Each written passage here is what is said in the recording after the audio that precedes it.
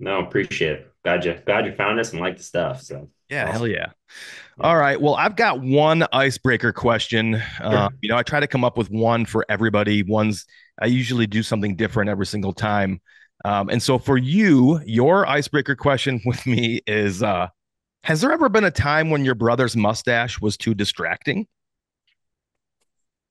No, I don't think so. I mean, he's been on the mustache game for almost 2 years now, I think. I Impressive. think I don't think it was last fall that I think it was 2 falls ago, yeah. And I think it was just gonna be like a rut stash. And then he just kept going. So initially I was like, all right, honestly, it's nice for me because being an identical twin, I just get called Tom all the time.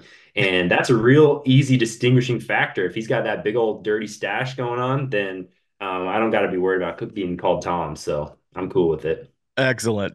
I had a feeling it was just a silly question, but Yeah. not No, a for lot of sure. people can pull off a mustache, but he can No, do he's it. he's got it and he's kept it. I mean, props to him. I think it works. So. Yeah, and that's funny. You bring up an interesting point, um, and it could lead us into where we're going to go next. Why don't you Sure. take a little time and introduce yourself to Yeah. anybody of my listeners who may not be aware of Identical Draw, who you are, who your brother is, and kind of what Identical Draw is. Yeah, totally. Yeah, so I'm Nate Krick, and I currently live in Nebraska. And Identical Draw is a production that my brother Thomas and I we've been doing for since 2017 was when our LLC was created, and it came from just a love of hunting and being outdoors, and we get along great. That's the pinnacle of our business is that me and Thomas are great friends and brothers, and couldn't do that if we didn't have a great relationship. But yeah, we just got in the outdoors. I mean, when we were young, our dad took us out hunting. Started with one pheasant hunt a year with uncles, grandpa, up in northeast Nebraska, back when there were pheasants, and it was just the best thing that I could imagine every year. I mean, I didn't care about any other holiday, any other gathering. I was thinking about pheasant opener in Nebraska. And that love for it and honestly, the lack of hunting starting out is why I think I had such a passion for it is because when you had I mean, Saturday and Sunday, half a Sunday to go out and hunt for the years, like that was awesome. As we grew up, I think dad realized he was like, wow, these guys need to get out more. We got out. I mean, we did the whole fishing and then Thomas and I really just we were sick with it. So we just got into it. We as soon as we could drive, I mean, we were doing hunts across the state when we were 16, like legitimately. And that kind of just gave us freedom and understanding of like how much we love it. And then obviously the whole production side of it kind of came from doing it a lot. Like we absorbed a lot of outdoor content. Our parents never wanted to pay for the outdoor channel. They didn't want to pay for that. So it was like if you wanted to see it, you had to wake up early on Saturday and watch whether it was Bassmasters or whatever was on the ESPN channel back then. But as we grew up, we loved watching Harlan Bowhunter and those good productions that first put that kind of content out there. And I would think the biggest thing that kind of got the business actually going was the Harlan Bowhunter Film School, which we went to, had zero knowledge about. We left there with zero knowledge, but we gained some friendships. And those HB boys, Mike and Sean, they're great friends now. I mean, we're going to be hunting with, I think we're going to be hunting with both of them this fall a little bit. And so it's like, we just formed that relationship. They kind of showed us some of the content side of things, some of the sponsorship relationship side of things, how that works. And then we honestly took a loan from our parents for our first ever camera. I remember that purchase being like, this better be something that works because that's a lot of money. I mean, we spent over, I mean, we got the 5D Mark IV with a lens and a long lens. And I mean, I think it was close to 10 grand. Wow. That thank God, I mean, I have amazing parents that they could see our attitude towards it. They knew that it wasn't just fun and games. They knew that like, hey, these guys could actually like they could get somewhere with it, you know. And we did that. But yeah, that camera. I always look back that 5D Mark IV, which we still have.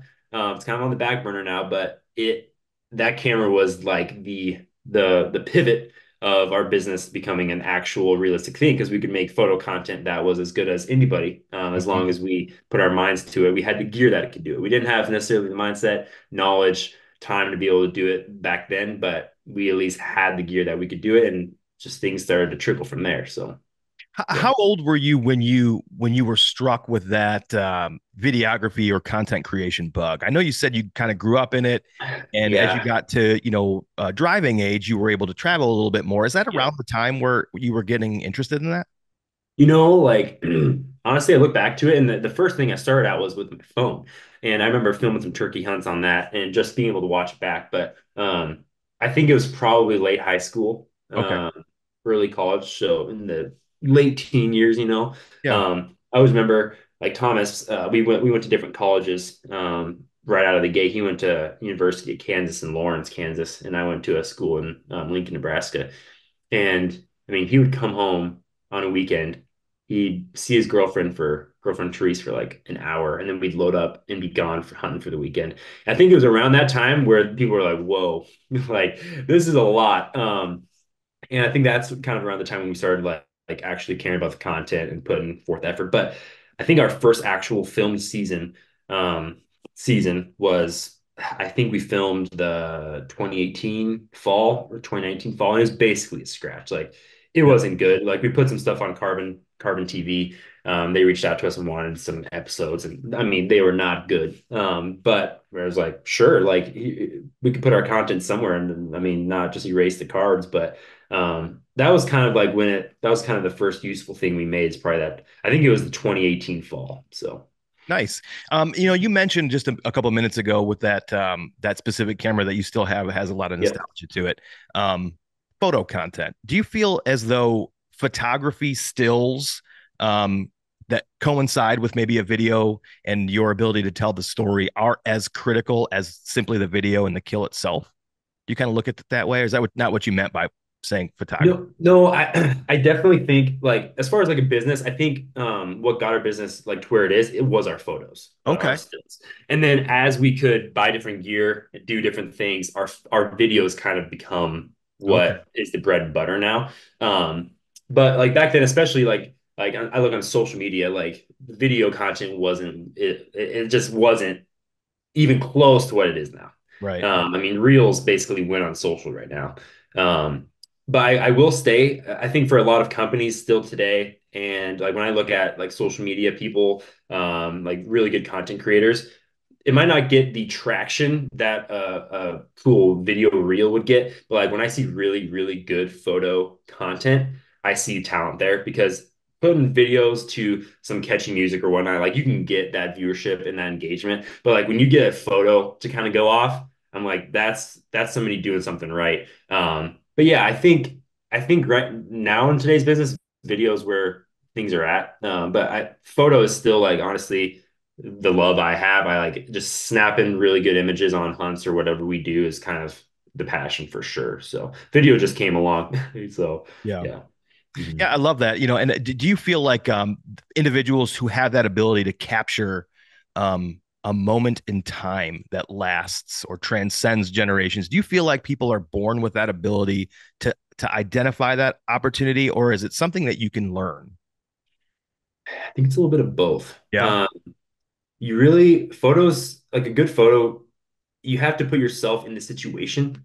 You have to understand the situation. But you have to have something internal, I do believe, that is the driving force on it. Um, but yeah, that's a good question. I think it's a little bit of both. I think like a really good photo, honestly, it does take a certain place and a certain vibe, certain feel, but I feel like it's a little bit of both. You have to yeah, I think that's a good question. There's just both those components. This make everything kind of collide. Yeah. Yeah. I had a conversation with a friend of mine recently about creativity, Mm, and he was feeling a little stifled. And sure. he asked me, "Do I feel like everybody is creative?" And my reaction is yes, everybody's creative. Everybody's creative in their own way, Yeah. but it takes a special person who can tap into their level of creativity and then be able to bring that to other people. Yeah. Um, whether it be while you're trying to work 40 hours for the man or whether you're trying to be Mhm. a father with children, Yeah. um, your ability to extrapolate your creativity at any given time is probably really, you know, yeah, yeah, contingent on what else is going on in your life. So it Yeah. sounds to me like maybe that's a little bit too. If you're entrenched in photography and videography, I feel like you're just going to grow so much faster than someone who Mhm. does it like me, half-assed 99% of the time. It's tricky because it also, yeah, it takes some level of engagement with it. I think, I don't know.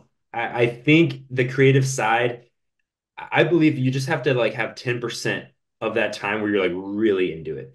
And Okay. that can flourish like a lot of other things. We have Thompson and I, we have meetings Monday mornings where we just bring up just the meat and potatoes of what we need to get done the next like the fall, the out like what's on the like horizon next for trips. But we also have like just the creative sessions of like what needs to be hit a little bit more, what do we need to do? And those like even if you spend like an hour a week and you just try to like really invest creative time, it can that can span and that can make you feel like you're way more creative than you are. But it just takes different strengths and weaknesses, and that's one thing that Thompson and I do well. I think one of us can feel it one day, one of us can feel it the other day. We can just bring those different things. We can bring different looks.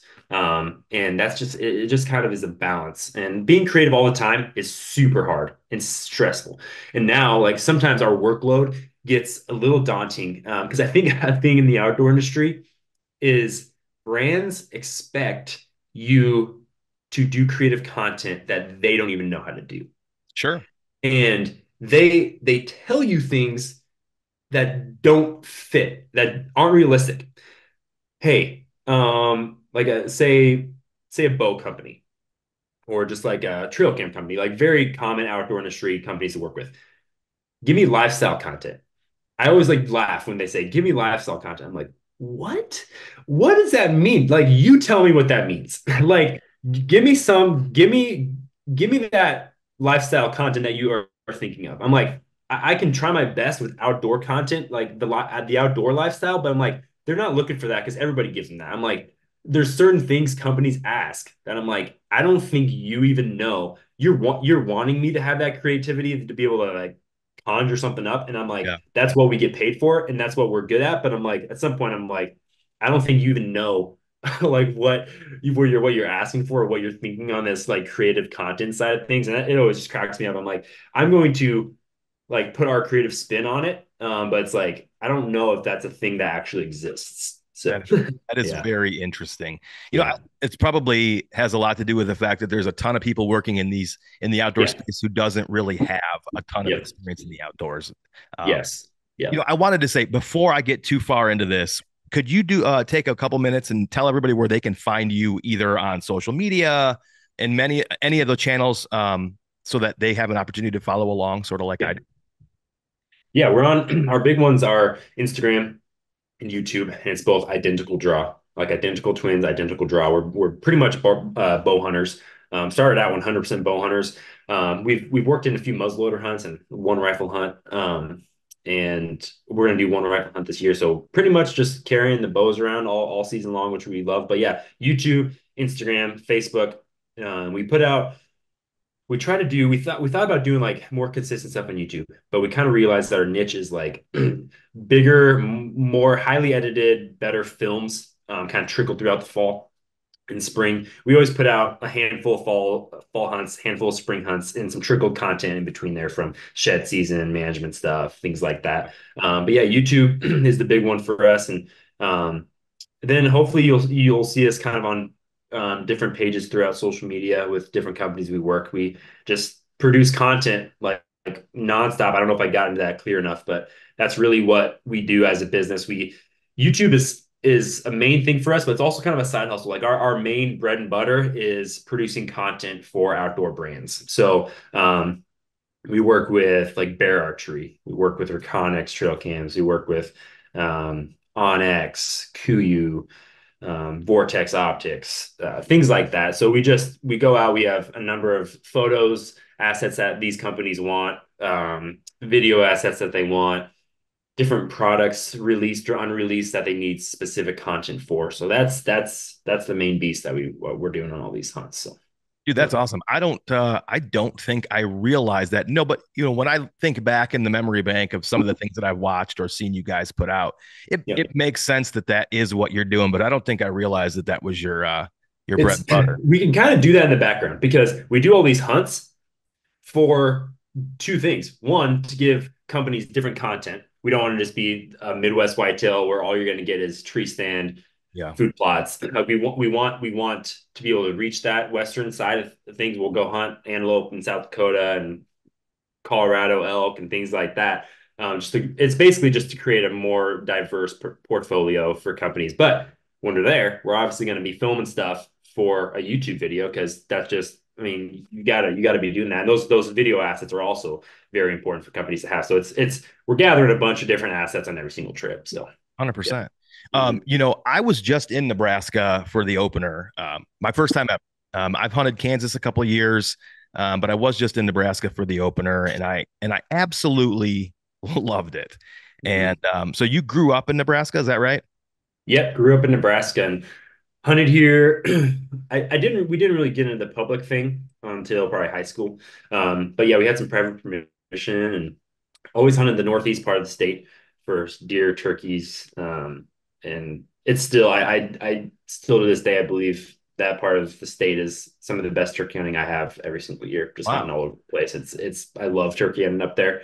But yeah, grew up in Nebraska. Just real outdoorsy kid, and Nebraska's a great place. I loved it because it's I always feel like I'm in the Midwest, but like Colorado is a 6, 7 hour drive. And I always felt like I was like very like a whitetail state, but it's like, man, you can shoot whitetails, muleys, elk in the state. I mean, it's pretty diverse, which was great growing up here. So Well, that was one of my questions is I absolutely love how vast it is and quiet and the towns are small and the people are kind.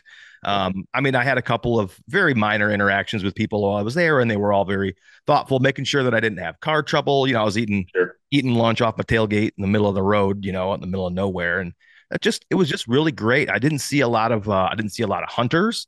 Um, the landscape is beautiful. Mhm. But what? I also noticed that you guys hunt Kansas. Obviously, you're not far. Um, Mhm. and hunting Nebraska and hunting Kansas is a very specific type of hunting. Do you ever sort of dream about maybe living somebody else or living somewhere else, or are you pretty? I mean, it's based on what you just told me. It sounds like you just love living in Nebraska. Dude, I will never live outside of the Midwest. Like I could see myself living in Kansas. I could see myself living somewhere else in Nebraska, but I love this area. Like it's just I want to be close to big whitetails. That's my love. And I'm just like I could never live out west. Almost took a job in Idaho a few years back, and I was like, no, I have to be. I just love this Midwest stuff. And it just was too good. So I always be in this area. It's just I love just the seasons. I just the outdoor pursuits that it has. It's just awesome. So I feel that 100%. Every time I come home, my wife's like, "So how was it?" I'm like, "I could live there. You guys yeah, couldn't. You and the kids might hate it after a little while, but down in Beatrice, Nebraska, I don't yeah, think my kids would have a very good time down there. yeah, Yeah, I love it. I would probably, again, I could probably live somewhere where I'm a little more central. Like it sure, was a 12 and a half hour drive for me to get there being in Michigan. yeah, I wouldn't mind it being a 6 hour drive to, Iowa, Kansas, yeah, Nebraska, Illinois, something more centralized, but yeah, I feel that. yeah. How do you feel, this year is the first year, at least that I'm aware of, Nebraska went to a draw for non-residents. Do you feel like that was a pretty good choice? Yes, it was a good choice. I think it's been a thing that people have been talking about for a while. They made changes on the turkey front a few years back, which I think people are already feeling the benefits of that. Yep. With harvest, like having a quota and then you have to shoot birds different days, things like that. Yeah, and then the deer just this year, which I was honestly shocked about. But just just people I talk to, residents, non-residents, they just know the deer numbers are down, and it's just a fact. Like I mean, just from hunting kind of all over the state over the few years. I mean, it's just a fact that the deer numbers are down. I think it's good to. I'm no way. I'm never going to be like getting non-residents out. Yeah, because I love hunting out of state. It's like one of my favorite things. sure. I have some Iowa buddies that just like despise non-residents. I'm like, man, I get it, but it's just a part. Like, don't you like hunting other states? And they all do. They all do. Sure. I'm just like having that mentality. I think is just dangerous for hunters to have. I'm just like I understand it. I 100% understand it. But I'm just like, man, I just feel like we have to be smart about those things. Like, you definitely can't have too many, or but I also think you can't have too few because I think it also is just like a driving force for having really good outdoor engagement across the country. But yeah, I don't know. I think it's very smart. I think it's already going to make strides very quickly. I think people are like, man, this could be a 5 to 10 year thing. I'm like, I think we'll feel it in the first few years because just taking the top off and just understanding that these types of things can make differences really quick. Just the management is huge. When our family was looking for land, I was looking in Iowa and I was looking for in Kansas just because I'm like, man, Nebraska just gets wrecked Hmm. every year. It just gets wrecked, and I think that's going to change. I think it's going to be better. It should be on the line of an Iowa and Kansas for big deer. How many deer? And I'm just like, it's not right now. Just that's just a fact in my opinion. It's just not on that level. We hunted, I mean, I've hunted all over Nebraska for many years on private permissions in really good areas. And I mean, the biggest deer I saw for probably, I mean, 5, 6 years of hunting hard, running cameras all over the state and private, that's like primo. I mean, I don't know if I saw a deer over 160 inches, like Yeah. for a big span of time. As soon as we got our ground in Kansas, that first year, we had 178 get shot, and we had like very big deer. And it just like it simply comes down to that management trickle. Hmm. So yeah, I think it was a good move for the state. And honestly, I'm pumped. Nebraska needs to be an elite hunting state. Not saying that it's not. I do believe it still is, but I think it could be like a top tier. So What have you seen throughout your life as far as the evolution of tag availability? Because this is my first year ever doing anything in Nebraska. It's my first year ever looking into it, so I only know that last year was different than this year. Has there been different iterations of tag allocations over the years? not really up until this last year. They've moved some season, like they moved the rifle season date a little bit a few years Okay. back. I mean, it was, I think it started like the first weekend of November, second weekend of November. And then they pushed it back a weekend, which is still pretty much like perfect rut dates. Yeah. But, people were trying to think that maybe cut harvest down a little bit, but I don't know if that's done anything, but yeah, it was like a multi-buck state. Unlimited tags. You had like unit quotas, but they most of the time they didn't get hit. So you could pretty much get archery, muzzleloader, or rifle, like either firearm, statewide archery, and people likely aren't filling most of those, I would Yeah. assume. But still, just having that availability to where people could bag a buck, get another tag, I think that kind of stuff is just cut down on now. But this was pretty much like the first big stance that they've made in a while. They've made like slight changes over the last couple of years, but I think this one is probably going to stick for a while. I think they'll probably just see kind of the repercussions of it. But yeah, it was Nebraska, in my opinion, is always like it's an early opener. It's a very access friendly state. It's a very like opportunistic state, which I appreciate. You need states like that, but we also don't want it to be overboard to where the hunting just goes.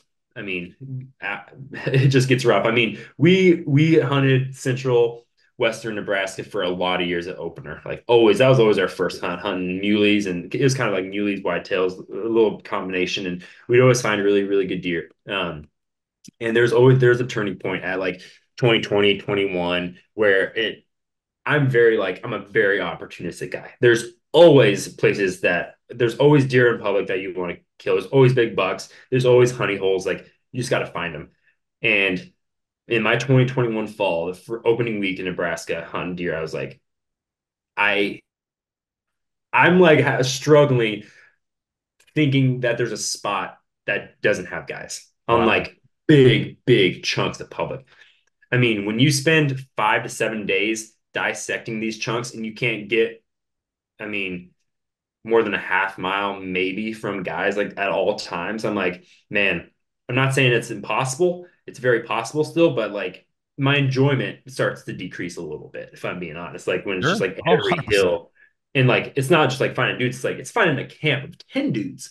I'm like, man, it's great to see people out there, but I'm like, it got a little to the point of like, man, like some of the enjoyment factors down and some of the like the opportunity, like, is it a thing? Like, I just don't know if it's possible to have a successful hunt when there's that many guys. So it was like I think it's a wise thing. I think it's cut back a little bit. And honestly, this was the first year where I'm like, man, I think I need to get back. I want to kind of do that opener kind of style hunt out there and see if it's any different. See, it could be the same, could be a little different, but yeah, next year it might be a thing I do. So That's yeah, awesome. Is that your favorite part of the state to hunt? I mean, I know you said the northeast part for turkeys, but how about what part of the state do you enjoy the most for whitetail? for whitetail, I would say, as far as enjoyment, I don't have very much access. I have a buddy's property that he used to let us hunt quite a bit more. He still let us shoot some does out there and whatnot. It's a big family that hunts. They have some like right in the central part of the state. Okay. I love it. Like you've got a mixture of hills, river bottoms, high deer density. It's just a very vast area. That's like favorite. I don't get to hunt out there a ton. We have a lease on the eastern part of the state, southeast part, that we have big deer on. And I enjoy that. That's very like it's more flat, big timber, big ag. Well, not big timber, but like you have your big chunks of oaks, you have big cottonwoods. It's not like river bottoms. It's like you can hunt big blocks of timber and things like that. But it's still a lot of ag, obviously. Um, but yeah, pretty much every year at some point I get out to what you'd consider the sand hills, which basically goes from central Nebraska to western Nebraska, like huge vast area. And that's always a nostalgia. I love the open open sky. I love the spot and stock. I love that kind of just finding deer, seeing how they live out there. There's no like ag is not a thing. It's very limited ag and just hills. You just like, how do they live out in this stuff? It's just like they just do. And that's truly one of my favorite parts to hunt. But yeah, I just mentioned eastern side, central part. I mean, it's just so much of what I love. And as far as whitetails go, you can just find them everywhere. I mean, Yeah. they're just gonna be across the whole state. So it's like, pick your poison. What do you want to do? Do you want to do spot stock? Do you want to be mobile and sit in 10 different trees in 10 different days, or find a field edge that they're working hard and just sit it? It's like you can do whatever you want in the state, which is fun. Man, I'm gonna ask a loaded question because I feel Sure. like I would be remiss if I did not. Do you ever get concerned that content creation and specifically Nebraska content creation, where you live and love, um, is maybe playing a role in how other guys, and then do you want to travel there, and then do you get concerned about what you're putting out? Yes. Yes and yes. Because we've been recognized out there. We talk, oh, we've seen your videos. Your video is what got us out there. I'm heading to Nebraska in the Sandhills. I'm like, I love it. Love that you're seeing our stuff. Love that we can be education. But it's also, yeah, it's definitely getting more guys out there. I'm like, it's a two-edged sword. I'm never gonna be like, that's my spot. Stay out. I'm like, you enjoy the hunt. Like it's my favorite hunt. I want it to be one of your favorite hunts. But yeah, it's definitely impacted that. We had in 2020, we took out a couple new hunters and we hunted out there. And that video, it did well. And I think people kind of saw that was like our last really good year. Like in a couple days, we had shots at like very big deer. And that I thought people saw that, but like one of our buddies, Dylan, who we took on that hunt, he was out there.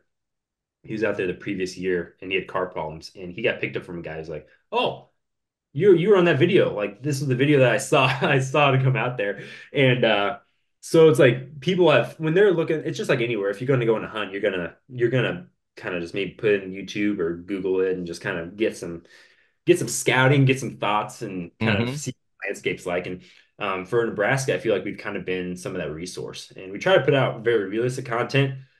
We've had some amazing hunts out there. We've had some really difficult hunts out there. We've had some just frustrating hunts out there. So yeah, I think about it all the time. We've kind of gotten to obviously we never did like a spot burn. We never like put maps in there. We never put like locations. We're very cognizant of that. Even just filming, like if we're at gas stations, filming Yeah. like towns we're going through. We think about all that. So now we're open to talking about states. Like if people want to find out which state we're in, it's not hard. Right. Same with like you look at the hunting public, like people know what state, like generally what states they're in. So it's like if you're gonna put in the work and try to find what spots, I'm like, go ahead. We've had even trouble with our Kansas stuff. Mm. We've known people hunt in public as close as they can to our place because we've been open about that kind of management stuff and deer we're working on and stuff like that. So it's double-edged sword, and we try to stay as private as possible. But putting out content, you're putting out content. So I know people, I had that conversation with a couple of guys recently where I was editing a video of a nice buck that I shot on public land. And there was a point in the video where I mentioned something that was going on in the background sure, of where I was hunting. And it would have given away this exact location. yeah, And I actually went back into the video and I muted it. And it eats at me that I did that. Like it's a freaking state park, man. Anybody yep, could go here at any time. What yep, am I so worried about? Like I haven't changed it just because the video is already out there, but it's like people think you that's just the world we live in. Like people are hmm literally trying to pick up any clue. I will edit my trail cam videos if I have a identifier in there of where that camera's located. If it's relative to state land, I will black that out. I don't hmm want people up in my business, but I recognize that it could theoretically happen. yep, totally, yeah. We're always debating like we have stuff out there that was from way back when we're like, I don't know if we should have that out there still. But as far as like trespassing goes, like on our personal property, we have literally so many cameras out there that like that's our safety factor. Yeah. If anybody's ever trying to play that game. But yeah, we have this fall, we're dropping a public land deer hunt of a buck I shot, like just slightly under 160. I think I measured him like 157. And I'm like, I'm just like it's just such mixed feelings for me because it's not hard. Like I talk about like our Kansas property, we talk about it a ton. Everybody knows we're in Northeast Kansas. Like I'm just like I don't know. I mean, I have my tags for multiple units, so I was kind of all over the place. But it's like still, I'm like I don't know. It's just Yeah. keeping things on the down low as such. It's tricky. It's Well, tricky. I mean, there's obvious things you can cut out, but still like you're showing you a hunt. you So compromise the quality or the integrity of the film yeah. itself when you start doing that. And again, Exactly. Exactly. I'm nobody. I just muted myself with one couple words that I said, but you mentioned Kansas, and again, I didn't realize this. I don't think so. It's nice that you mentioned it.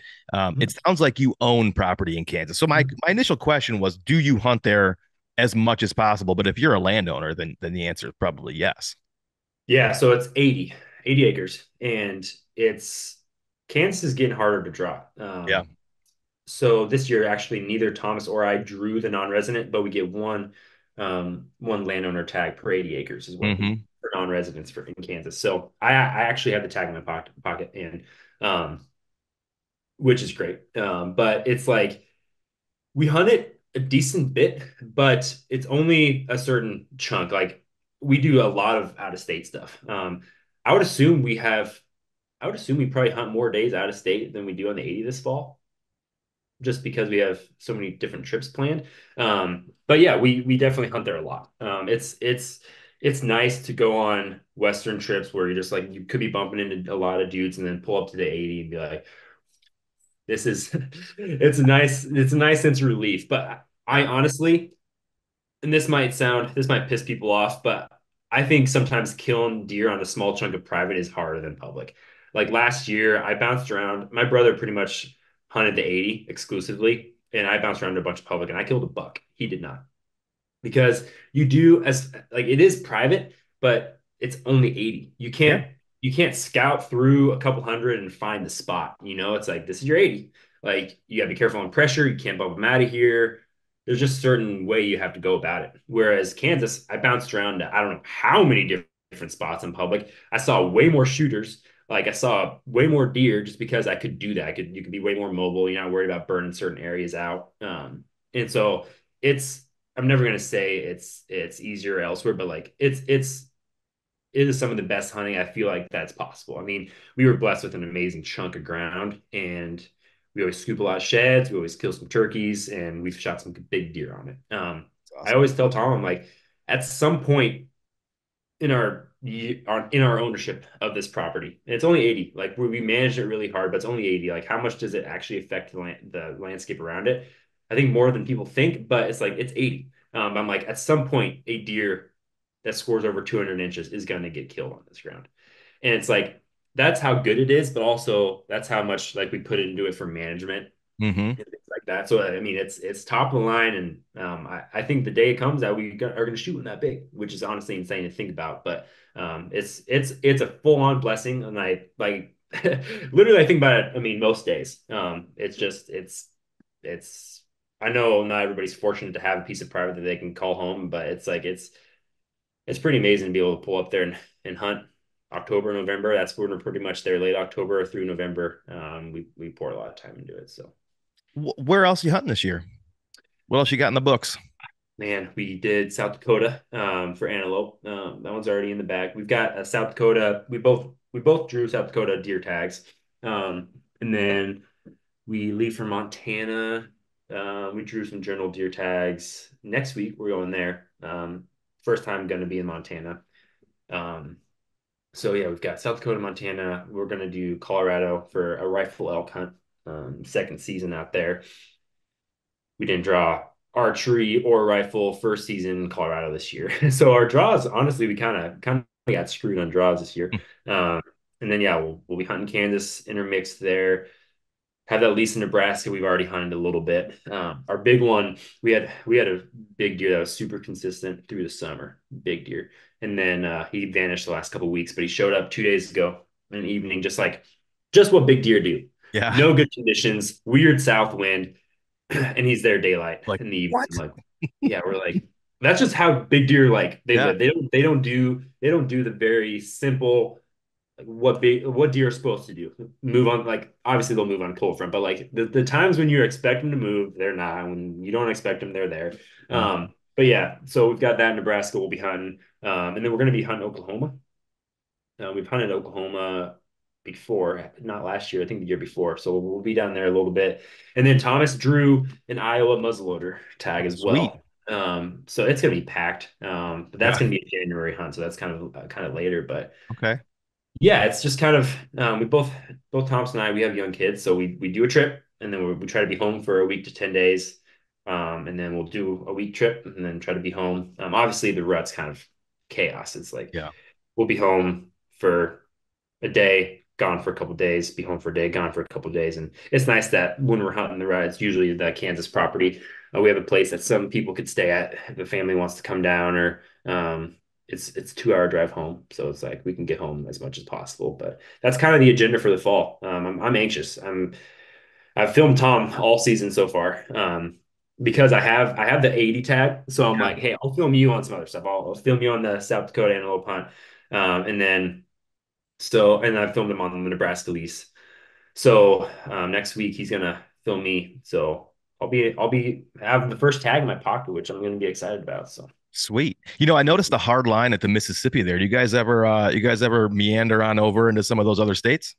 no, we haven't, but we've had some invites, and we both have wanted to like hunt Kentucky, Tennessee, that kind of stuff. So it needs to be a thing that happens in the next couple of years. But yeah, for whatever reason, I think we always have a few Western hunts. And so when we're out there, we're like, what else could we connect to those Yeah. types of things? But yeah, we need to get over there for sure. Yeah, just curious. I thought for sure you'd say, oh, yeah, we go to Illinois or something, because there's a lot of guys that will, Yeah, especially where you're at, you can hunt Missouri, you can hunt Illinois just as easily as you can hunt, Kansas and Oklahoma. I mean, yeah, for what totally. it's worth, but, Yeah, for you sure. know, Yeah, well, I'm curious, asking you a question. yeah, Uh, what was your take on Nebraska this year? Did you get into deer? I did. And so I glassed a shooter the night before opener.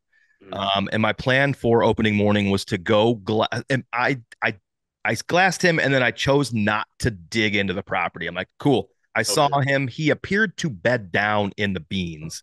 And Mm. I made a decision to just, okay, there's a shooter on this property.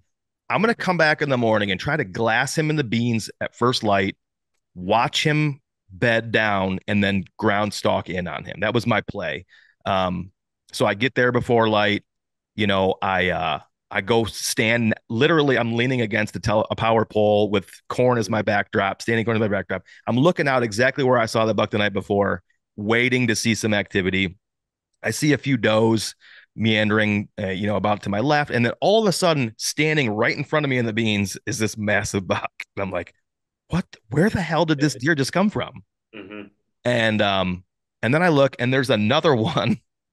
I think they were bedding in the beans, Right in front of you. like antlers below the top of the beans, and they literally watched me and probably caught my thermals, which were dropping into this drainage, Mhm. and then they both stood up and stared right at me. I'm Like in bow range? no, probably 80 yards to 100 yards Okay. out. Yeah. And they took off, and they found it out to where that deer was the day before. I was able to glass deer, I was able to cut tracks, I was able to get on does. Yep. Um they I just couldn't get them. I couldn't get on the bucks during shooting hours. Mm-hmm. And Yep. so, uh, to answer your question, I absolutely love Nebraska. I Yep. don't know that I love early. I love that my season started a month early because our Yep. season here in Michigan is an October 1 opener. Mm-hmm. I love starting earlier. I would have loved a little more substantial cold front, Yep. even if it was like 75 instead of 90. Um, Mm-hmm. that would have been nice. But Mm-hmm. I I'm torn. I would like to go back. Mm-hmm. Um, but I also know that at that time that all the food will be down, which is fine. I can focus on the woodlots and the draws and so on and so forth. But I love it, man. I hope to come back again. Nice. That's good to hear. Yeah. Yeah. It's a fun state and like the public just kind of trickles throughout. Like there's a few big Yeah. chunks, but it's like I think I think working I think working just like little pockets here and there is like how you can get on deer for sure. So yeah, that's cool. That's good to hear. These three shooters were not on a piece. In fact, they were on a piece that I drove by on my way into town and thought, I ain't hunting that. And Hmm. I happened to circle back around and parked, was talking to my wife on the phone, and I look out and there's a buck standing in the middle of the field. And I thought, oh, hold on a second, honey, I got to call you back. So again, it's it's thinking outside the box from traditional Michigan hunting, Hmm. and maybe getting back into what I found. I didn't bring any deer home from Kansas, but similar thinking of how I hunt those Yep. states got me into the deer. And again, I Did love you, it. yeah. Did you think the deer were, I always hear Michigan and it's like, oh, these deer are so spooky. Like, do you think the deer were more chill in Nebraska? No, they were on to me, man. Yeah. They Yeah. were pretty Yeah. spooked. Yeah. I always think, I mean, especially if they're running into other folks and whatnot, but Yeah. I'm always like, man, it's deer, I feel like are just like nowadays when I'm hunting them, they're just looking up in the trees. I'm like, Yeah. that's tricky. But We had an older gentleman tell us. So I went with a group of four guys, mm, and one of the other guys ran into a local, and they said, "Hey, if I had beans like you had beans back in Michigan, I would see 300 deer every single night in the beans." yeah. And the guy goes, "These deer do not want to be seen," Yeah. which is an interesting statement. Do you feel that way that your deer in Nebraska are a little road shy? Oh, for sure. Yeah, For sure. interesting. From a Yep. blasting perspective, or are they getting shot at from the road? I don't know. During rifle season, I think it's everything. Interesting. I don't like I don't bow hunt during rifle season because like honestly, there's way too many bullets flying around, Mm. in my opinion. And maybe it's just because I'm a bow guy, but I'm like, dude, I don't know. It just seems like a madhouse. So I don't know if that's it. I would be surprised if it's like it's still that trickle. But yeah, they don't like driving driving fields in Nebraska. Like I see people that are snapping like nice buck photos Yeah. in different states, like right off the road. I'm like, how did you stop your vehicle? And they're just chilled. Like even in Kansas when we do it, like Yeah. if you even like if they even sense you're starting to slow, field's empty. Hmm. So I'm like, I don't know. I have never had the experience where you could just like be driving and they're even a half mile away. I'm like completely other side of the field. Like they're just gonna dip into the timber. So it's like, yeah, 100%. I mean, it's hard to I guess I don't like just do a lot of driving in class and during this time of the year just because at least like August when you can really like velvet scout them just because they just won't stick around. Like if you find a spot and just hang out, then yeah, the bean fields, I mean, it's a good place to find them. But like they don't, yeah, if they sense that there's any movement or pressure, it's going to be a quick deal. Yeah, So that was interesting to me because you could pull over in Michigan and you could be 100 yards. You could be on a 100 acre parcel and you could be 150, 200 yards from a bachelor group and you could glass them. You could record. really, Yeah. But oh our deer density is different. yeah, Um, I don't know if there's something to that, but um, I also would like to talk to you about your profession. I assume that you refer to your profession as what would you say, real estate agent? Would you yeah. say land agent? How do you Land agent, real land agent? estate. Yeah, yeah. It's a little bit of yeah. I would just say land agent. But yeah, it just kind of came out of still the same thing. Love for the outdoors. Really? Honestly, having time, like we're so busy with identical draw stuff during seasons of the year, Yeah. and we still have to do stuff every single week of the year. Thomas and I are working together. Um, but it's just like, man, there's enough time that felt like I could squeeze something else in, the Okay. passion. And I've always had like good friends and mentors that have been like agents and stuff like that. I'm like, well, what does getting my license hurt? You know, like let's give it a shot. Yeah. So yeah, that it's been fun. It's hard as crap.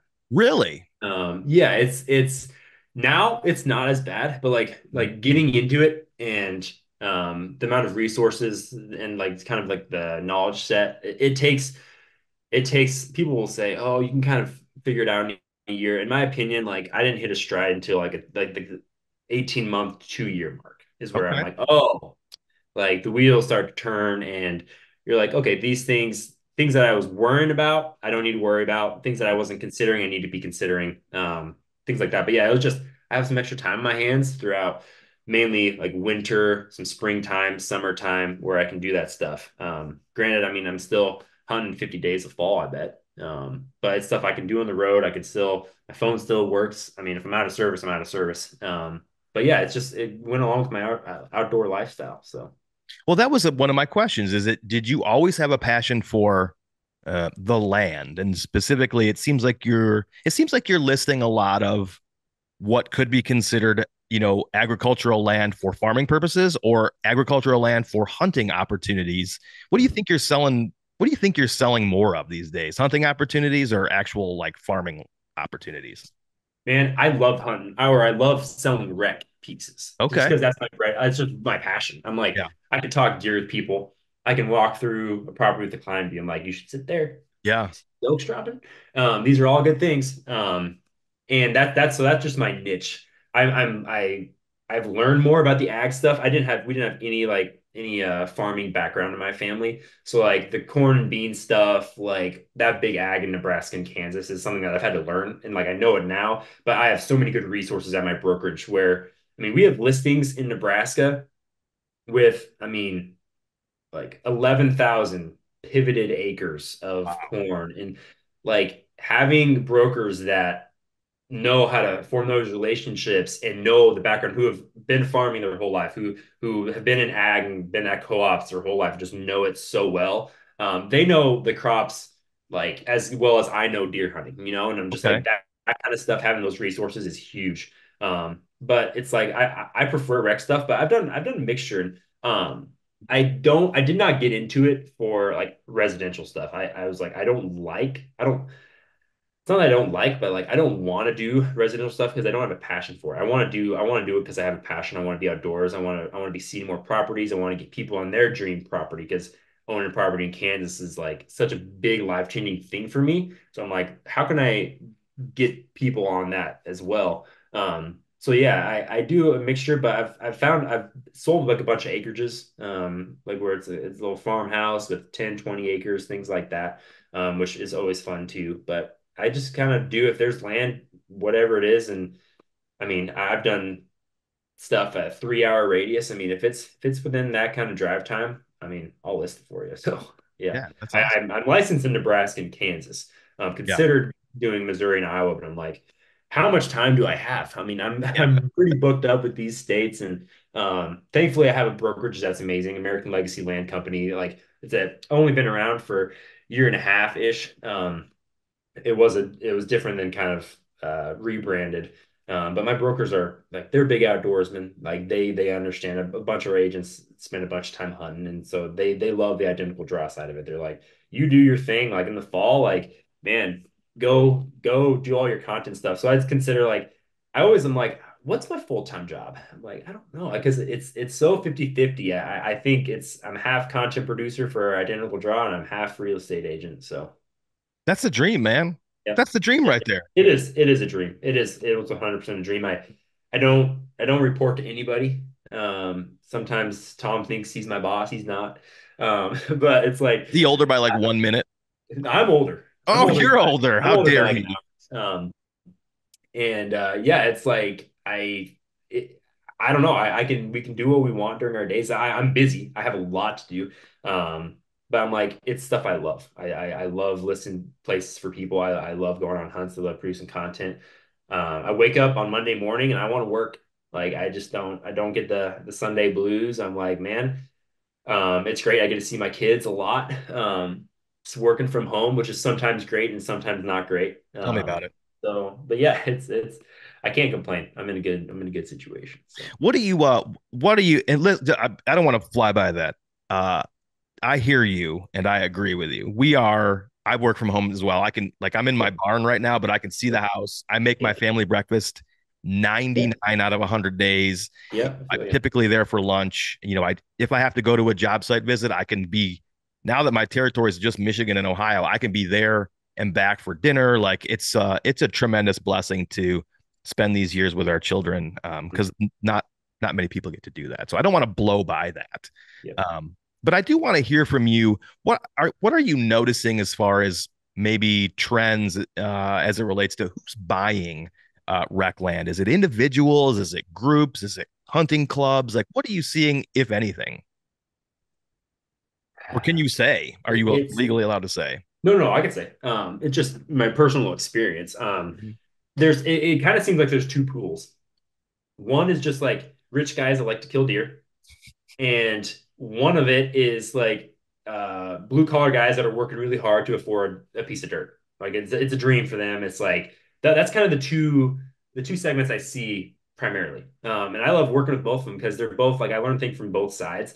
I mean, I've had people buy rec ground, just put $1 million cash down, over $1 million cash just to buy some ground for deer hunting. They love the Ooh. management side of it. They want to shoot it's 180 or bust. It's like and that's just that's their thing. And I'm like, that's amazing that you can do that. I'm jealous. And but that's just people are always shocked. I just this the last month I talked to some farmers in southeast Nebraska that I sold a property by, and they're like, who are you selling it to? Like they get frustrated. And I'm like, Mm, understandably so. They get frustrated that these deer hunters can come in and buy ground at a higher price than they technically could, or yeah. that they want to. And they're like, you're driving the price up, you're doing this, you're doing that. I'm like, one, I'm not trying to drive the price up because I am a hunter. I want to own more land. Like I feel that very much. It's just the fact is, if you were to sell your land, like, do you want to sell it cheap to your farming buddy, or do you want this rich deer hunter to buy it at top dollar? You tell me. What would you like? And everybody wants to make the most money off their property, and I'm like, I'm not going to list it for less so that people feel good about it. I'm like, if it can be sold for this price, I'm going to do my duty to my seller and get them the best price possible. And the fact is, like, some of these guys can just afford ridiculous amounts Yeah. of deer ground and big whitetails like sell ground. It's just a fact. But yeah, it's kind of a mixture. I love working with both, like I said. But I do love like working with somebody who's like taking a long time to afford it, look at a bunch of different properties. Walking a rec ground with other hunters is like it's fun. Just knowing different areas of what big deer are in the area, just what the state part of the state holds. I love talking to non-residents who like they find a see a piece and I can just give them very good intel because hey, I hunt within an hour of here, or I've hunted this public right next door, and just having that recreational background is enjoyable for sure. But yeah, it's the buying scene's interesting and it's changed just in the last few years. So yeah. In what way? it's kind of gotten to what I just said, just of like there's a pretty it's a smaller group of like real wealthy individuals that are just like I want just a lot of places to deer hunt, Oh, I which see. I don't feel like that was a thing. Like just even 5 years ago, I feel Hmm. like it was like a pool, like pull up with some buddies, buy a piece, or just like it was just like the dream. But now, I mean, a lot of guys want to have over 1,000 acres in Nebraska. They want to have over 1,000 acres in Missouri. They want to have over 1,000 acres in Kansas, so they can just bounce around and do that. And the amount of people that can put forth that much time in the fall to hunt is just like a new thing, I think. I I don't got think 10 years ago it was like, well, why would I buy this if I only have 5 days of vacation? Whereas like now people can, they're just in different, I feel like they're in different situations where like I can hunt for a ton of time. And I want to have a bunch of places to do that. So, um, yeah, it's interesting. And as far as land prices go, it's like I honestly feel like it's starting to steady off a little bit. It was definitely a trickle up tick, and yeah. now I feel like it's kind of flattened now. Especially Okay. on the ag side of things. I think it's starting to flatten out a little bit. But I know people are. It's such an interesting place to be because I'm such a hardcore hunter and I want to own ground, but I'm also going to sell people's land like at a reasonable price if they want to do that. And I always tell people I have not listed stuff because it was too high and I don't want to do that to the area. And I'm like I'm not I don't want to be driving things up. I want to sell it at market value. And I think I can get a really good price for you, but I'm like the whole driving price things up, I feel that too, just because I am a consumer of it too. So 100%. Yeah. yeah. If you could tell somebody who's maybe thinking about getting into the land agent side of things, what would you recommend that to somebody? I mean, do you love it enough that you would recommend that kind of a lifestyle to anybody who is passionate about Oh, the for outdoors? sure. For sure. Yep. It takes a certain individual. It takes like if they're married, you better get your woman involved because it's like it's a sacrifice.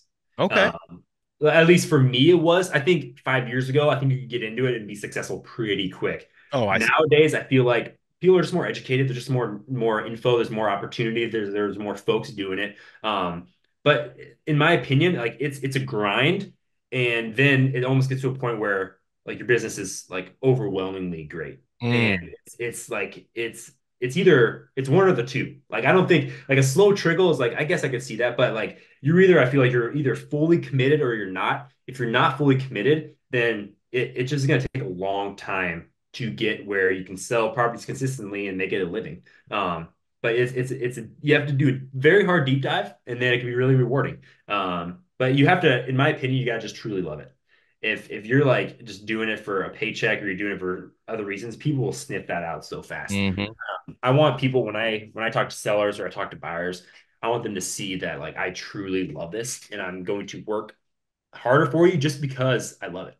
And that's it. I I want you to find the best property possible. I want your property to sell for the best thing possible. I'm going to put in the work to do that. But yeah, it's an uphill battle as in real estate, I don't know when my next check's coming. And like Right. some people can't have that mentality. It's just it's an entrepreneurship mentality. It's not like my brokerage is just going to pay me for a lot of effort. It's like, no, you put in a lot of money, put in a lot of time, and nobody's paying you for your hourly work. Hmm. You got to sell your next piece to be able to make it happen. And some people that mentality is just like insane, which I think it's like why I don't know what the number is now, but like far majority of agents don't last a year of real estate people in residential or land. I think it's like over 70 or 80% don't have their license within a year. It's just because of that.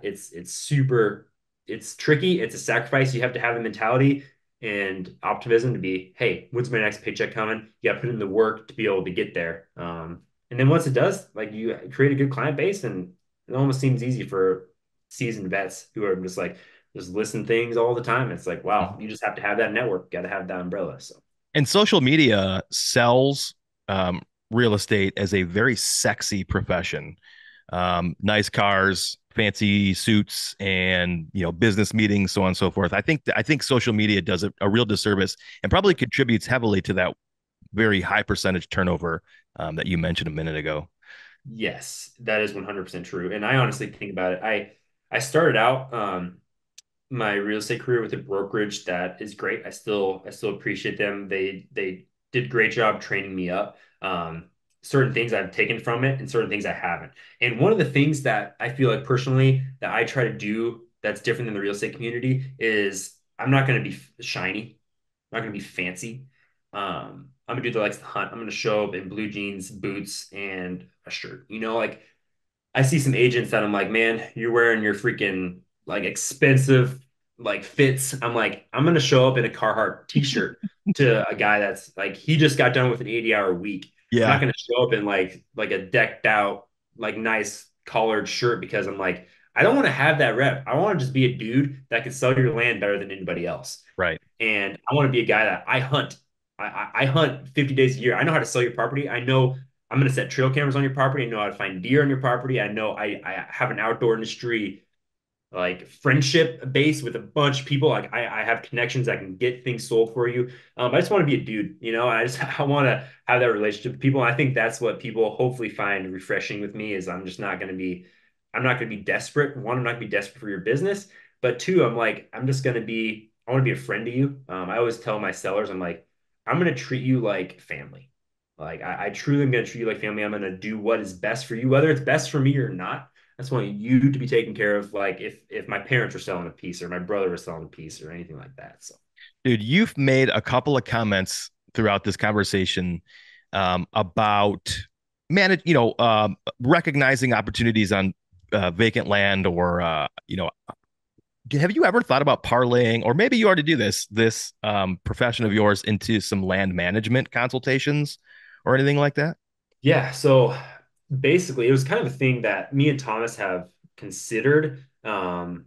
Like with just us two, we were like, man, we've had people reach out to us a lot, be like, can you come to the property, give us your input? It's like finding time to do that's tricky.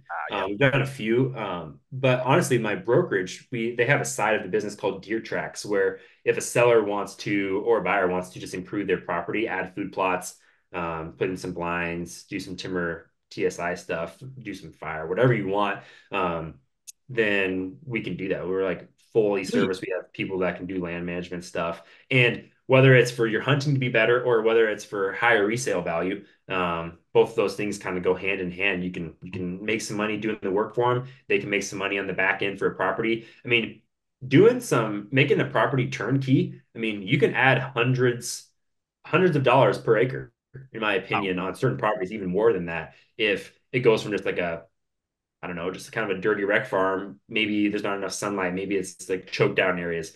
Open that up. I mean, put in some plots, put in thousands of dollars of work into these properties. Well, I always see more return on that than anything. You're never going to lose out money in that, in my opinion. So, Dude, that's huge. And I love that. mhm. I did not know that about, well, I didn't really do a deep dive on the company that you Yeah, work for, but yeah. I It's follow just along.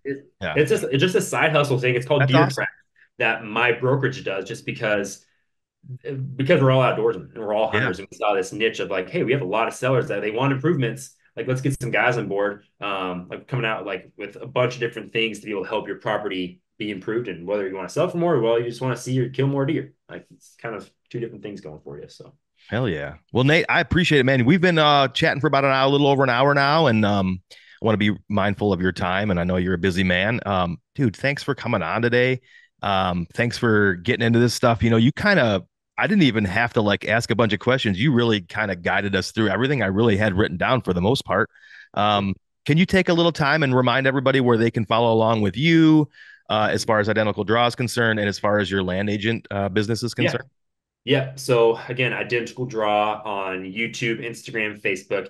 You'll see us. We try to be on there a lot, especially on Instagram. We post pretty much daily, every other day. We do a lot of story content, so you can follow along on our hunts. And then yeah, YouTube. We always are putting different stuff on there. We've got, like I said, my Kansas public land archery deer hunt is going to be dropping on there probably in the next week or two. So that's going to be a fun one. But yeah, that's kind of the social stuff for the identical draw business. And then as far as land agency, my brokerage is American Legacy Land Company, and we're in 10 different states throughout the Midwest. I'm in Nebraska and Kansas. And so yeah, AmericanLegacyLandCo.com. You can find me there and a bunch of different listings. Um, if you're looking for deer ground or you want to sell some deer ground, I mean, reach out to everybody at the brokerage. I appreciate they're all good humans.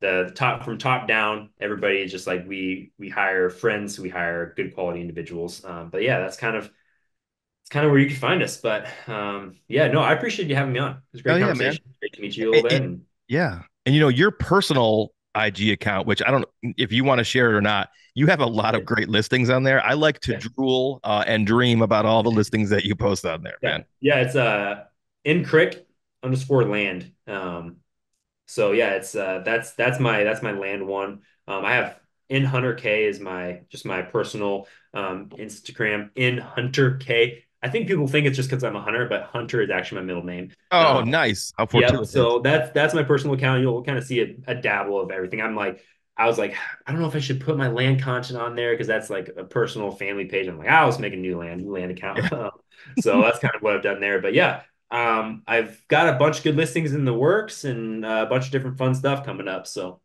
you yeah, sure do, man. Again, I appreciate your time today, Nate. Have a great rest of the day. I look forward to keeping in touch with you and following along with your journeys. You guys put out great stuff. Tell your brother he has an amazing mustache, and I said so. yep, I'll let them know. Yeah, Very no, thanks for the time. inspirational. Appreciate it. Yeah, thanks. And thanks everybody for listening. We will talk to you all very soon.